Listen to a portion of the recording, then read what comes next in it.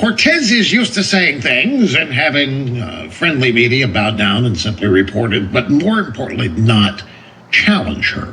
Well, this got her challenged because even people who believe full-fledged in man-made global warming don't think it's going to happen that soon. They think it's going to happen, but not 12 years.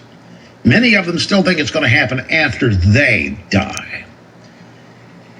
Democrat New York Congresswoman Alexandria Ocasio-Cortez complained Sunday that GOP fact-checkers were taking her dry humor literally. Like the world ending in 12 years thing. You'd have to have the social intelligence of a sea sponge to think that it's literal. But the GOP is basically Dwight from The Office, so who knows?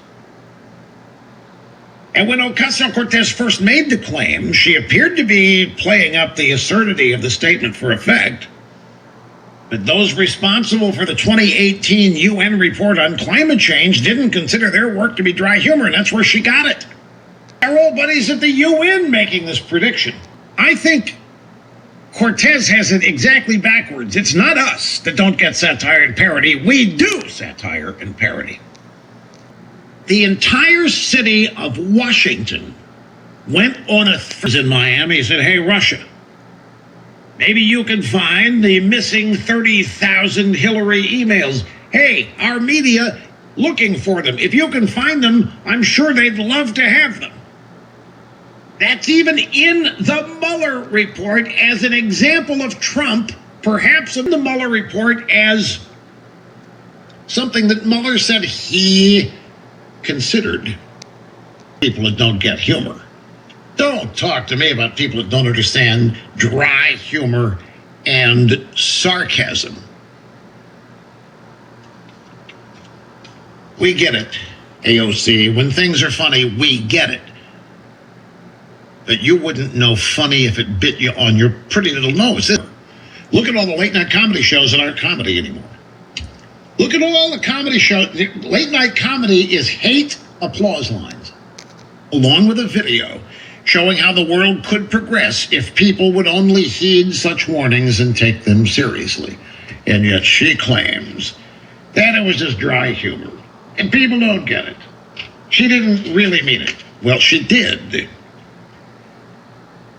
She meant it to be taken seriously. She meant the fact that this backfired is probably one of the best things about this backfiring is that it indicates, as far as public opinion is concerned, that Cortez bombed big time. Said on her show on the Fox Business Network that sources are telling her that the Inspector General report that's currently, well, we're waiting for, the investigation is underway, about the FISA warrant application process using the Steele dossier. She's saying that her sources have told her that this report is going to detail the media's role in perpetuating this hoax. I think, see it, let me find, there's a Washington Post has a headline. Trump and his allies are blocking more than 20 separate Democrat probes in an all-out war with Congress. 20? There are 20 congressional investigations of what? The Mueller report said no collusion. The Mueller report said we don't know about obstruction. You know, I don't even like talking about the Mueller report as though I accept it. The premise of the Mueller report is bogus anyway. It was going to be the Bible. It was going to be the end all. It was going to say one way or the other, and everybody was looking at it, except the problem is they were all assuming the Mueller report was going to find this collusion when there never was any. Wanted to obstruct. No. Oh, and the New York Times has a head. The New York Times has a. This is so duplicitous. We told McGahn to fire Mueller. That would be obstructing justice, and I'm not going to get anywhere near that, and so forth. And Trump is denying that happened. Well, headline: McGahn refused Trump's demand.